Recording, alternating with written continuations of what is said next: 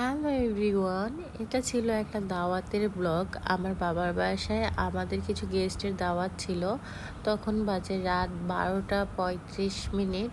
আগের দিন আমি চাচ্ছিলাম যে গরুর মাংসটা রান্না করে রেখে দিই, তাতে করে আমার এক্সট্রা ঝামেলা চলে যাবে। এখানে প্রায় 6 কেজি মাংস ছিল, তো বড় একটা পাতিলে আমি শুরুতেই বসিয়ে দিয়েছি। আর দিনের বেলা রান্না করিনি, কারণ রাতে একটু রিল্যাক্স মোডে রান্না করব তাই। আর এদিকে আমি দই পাতার জন্য সবগুলা বাটি, আমার মাটির বাটি প্লাস এমনি বাটি যা যা পেয়েছে, এখানে প্রায় 17টা বাটি ছিল। বাটিগুলো আমি খুব সুন্দর করে ধুয়ে বসিয়ে দিলাম ঢাকনা দিয়ে ঢেকে। এখন একটা আমি সুন্দর কাঁথা দিয়ে ঢেকে দিব। এটা অপেক্ষা করব সকালের জন্য। এটা 7 থেকে 8 ঘন্টা পর আমি ফিরছি সকালে।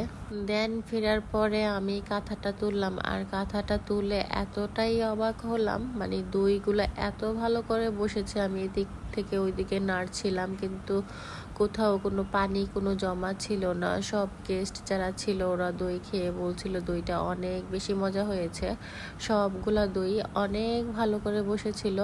এখন আমি সবগুলা দই নিয়ে ফ্রিজে রেখে দিচ্ছি, যেন ঠান্ডা হয়ে থাকে, এতে করে খেতে আরও বেশি ভালো লাগবে। সবগুলা দই আমি রেখে দিলাম ফ্রিজে। আর এদিক দিয়ে আমি ফিশ ভেজে নিচ্ছি। এটা বড় রুই মাছ ছিল, এখানে প্রায় 22 থেকে 23 টুকরা ছিল। তো আমরা মূলত আজকে 20 থেকে 22 জনের অ্যারেঞ্জমেন্ট করছি বাসায়। আর এদিকে সবগুলা রান্না আমি করে নিচ্ছি। আমার মেহমানকে খাওয়াতে খুবই ভালো লাগে। আর এইদিকে শুরুতেই দেখাচ্ছি, এখানে পোলাও ছিল, আর পোলাওর সাথে এখানে একটা চাইনিজ সবজি, মুরগির হাড্ডি প্লাস হচ্ছে ঘিলা কলিজা দিয়ে রান্না করা হোটেল স্টাইলে, ওটা করেছিলাম। আর এদিকে ডিমের কুরমা ছিল, আর এইদিকে গরুর মাংস ছিল, আর এদিক দিয়ে ফিশ ফ্রাই ছিল, আর এইদিকে ছিল রোস্ট, আর এদিকে ছিল মাছের ভর্তা। আর তার সাথে এখানে ছিল ডেজার্ট আইটেমের সেকশন। এখানে আমি দইগুলা সুন্দর করে নিয়ে নিয়েছিলাম ফ্রিজ থেকে নামিয়ে। আর এদিকে 2 রকমের কোল্ড ড্রিঙ্কস ছিল, 7 আপও ছিল, কোকও ছিল। এদিকে সেমাই ছিল, আর সাথে রসমলাইও ছিল। তার সাথে এখানে মিষ্টির কালো জামটাও ছিল। আর এদিকে আরও এক্সট্রা দই প্লাস পায়েসও করেছিলাম এখানে।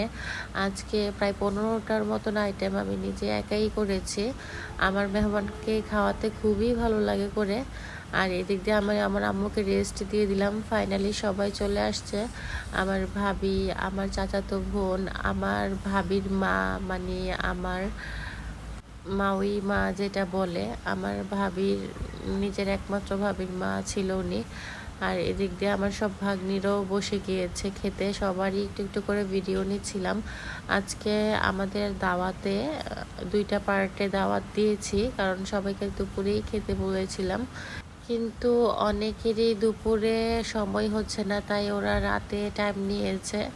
তাই দুপুরের যারা খেয়েছে ওদের অ্যারেঞ্জমেন্টটা আমরা আলাদা করেছি, রাতেরটা আবার কিছু চেঞ্জ করে দিয়েছি অ্যারেঞ্জমেন্টে। এদিকে ওদের লাঞ্চ করা শেষ, তাই বিকালে এখানে কিছু ফ্রুটস কেটে দিয়েছিলাম আমরা, আর সাথে চা বিস্কিট এগুলো দিয়েছিলাম। এখানে গাছের কাঁঠাল ছিল, সেমাই ছিল, বিস্কিট ছিল, রসমলাই ছিল, মিষ্টি ছিল, পায়েস ছিল, লিচু ছিল, আম ছিল।